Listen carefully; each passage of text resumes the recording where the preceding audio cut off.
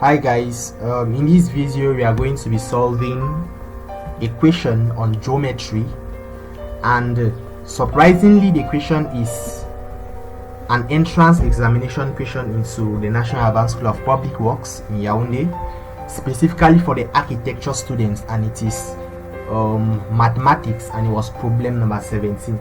So that's the question. An hourglass is formed by the union of two equal circular cones of 10 cm high each. After 7 minutes, the level of sand in the upper part fell by 5 cm. How long does it take for the upper part to empty? So those are the responses: 7 minutes, 2 minutes 30 seconds, 1 minute and 50 seconds.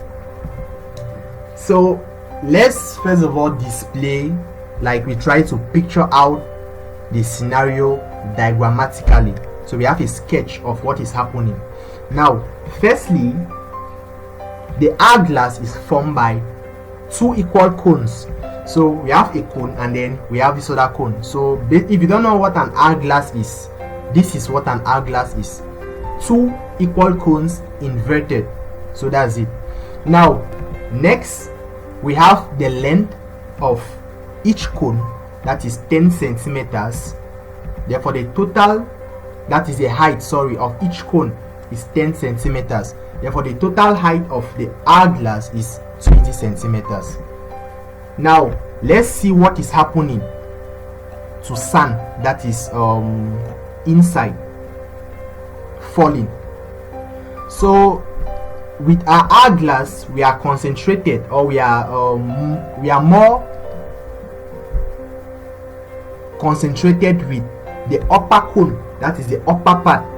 We don't need a downer. So what is happening, the sand is in the upper part and it is falling. So we can just say that maybe at the upper end, that is originally when t is equal to 0, when there is no time, and when time is 7 minutes, because it fell for 7 minutes, it fell a distance of 5 centimeters. So it began from 0 minutes to 7 minutes, and the sand has fell a distance of 5 centimeters. Okay, so we see that what is left, the remaining length that is left is 5 centimeters, because the total height of the upper cone is 10 centimeters.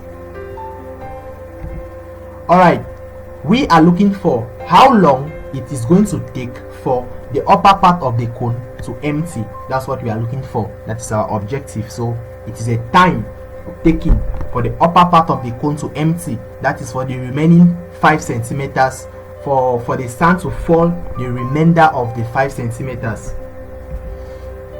So let's try to see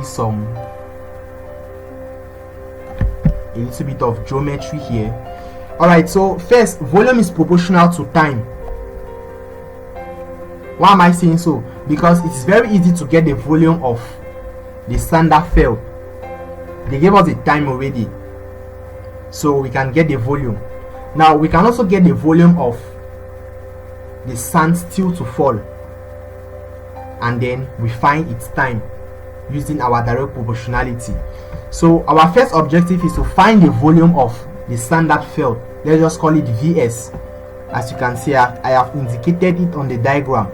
So Vs is the volume of the sand that has fell.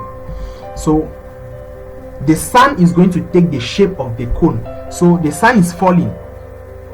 So if it ends at 5 centimeters, then the bottom is also going to be as a cone, actually. So we now have a scenario where we have two cones. This is a cone, this is a cone, and then we have the total cone. Now this is referred to as a truncated cone. So let's try to display the total cone, that is cone 1. It has a radius of capital R and it has a height of 10 centimeters. Now cone 0, it has a radius of small r and it has a height of 5 centimeters, because this is cone 0 that we are talking about. This cone height is 5 centimeters and the radius is r. So the volume of cone 1, that is the total, that is the upper cone. Let me put it that way. So the volume of cone 1, we call it V1, and the volume of cone 0, we call it V0. Now these two cones are similar, that is cone 1 and cone 0. They are similar cones. Since they are similar, it means that the ratio between their volumes is a cube of the ratio between any two corresponding sides. That's a very important property for similar figures. So in terms of volume, the volume of the ratio of the volumes of the two cones, so if I take V1 on V0, is the same as the ratio, the cube of the ratio between the corresponding lengths. So if I take the radii, I'm going to have arrow, capital arrow divided by small arrow cube, because I began here with V1, so here it should be capital arrow. And if I take the height, I'm going to have 10 divided by 5, all that cube. If we are dealing with areas, then it's going to be the ratio, that's the ratio between the two areas, will be the square of the ratio between any two corresponding lengths. So that's it. Very important property of similar figures that we need to note, and with that property we can easily solve the equation. So from there, it means that what, that the volume V1 is simply equal to, because this is going to give us 2, so V1 is going to be equal to 2 cube times V0 after we cross multiply. So from there we can get V0 as V1 divided by 8. Our objective is to find Vs, the volume of the sand field, that is Vs that we are finding. Now we can see that what, V1 is equal to Vs plus V0, because V1, which is the volume of the upper cone, is simply equal to the volume of the sand field plus the volume of the sand still to fall. Let me put it that way. So we have Vs from this equation to be the volume of the whole upper cone minus the volume V0. Now V0 is a cone, so we can get the volume, and we have already gotten the volume in terms of the volume of the total cone.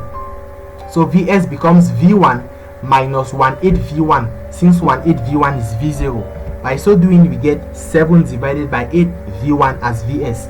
So we have gotten the volume of the sand that has fell. We know the time of the sand that fell. We know the time for which that sand fell.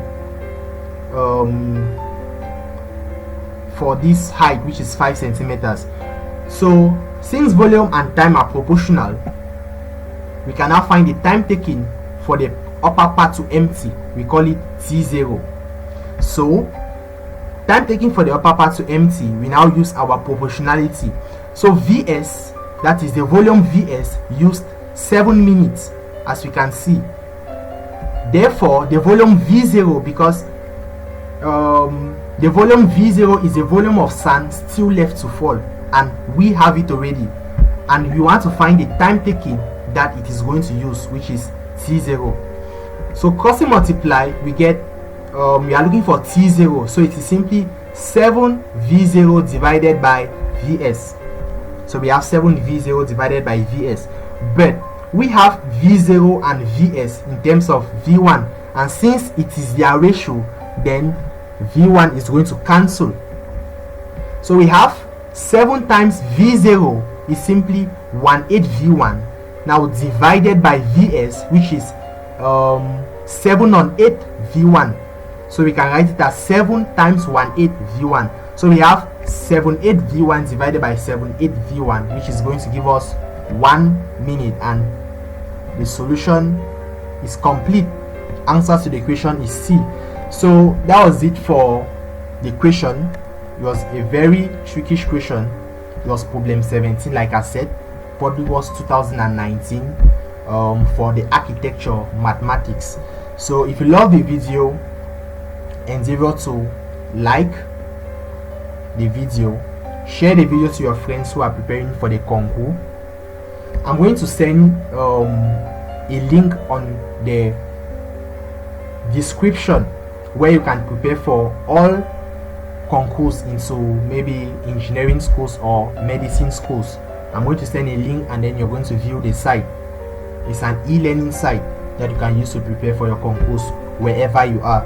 So share the video to your friends, subscribe to the channel. My objective for this month is actually to reach 500 subscribers, and I know that it's only with your help that I can do that. So feel free to propose a video to me, propose a question to me to do the video, maybe a problem that you want me to solve, maybe your exam questions. I'm going to do it. I'm going to create time for that, and I'm going to make sure that I satisfy you. So please share the video to your friends, invite them to the channel, and bye bye.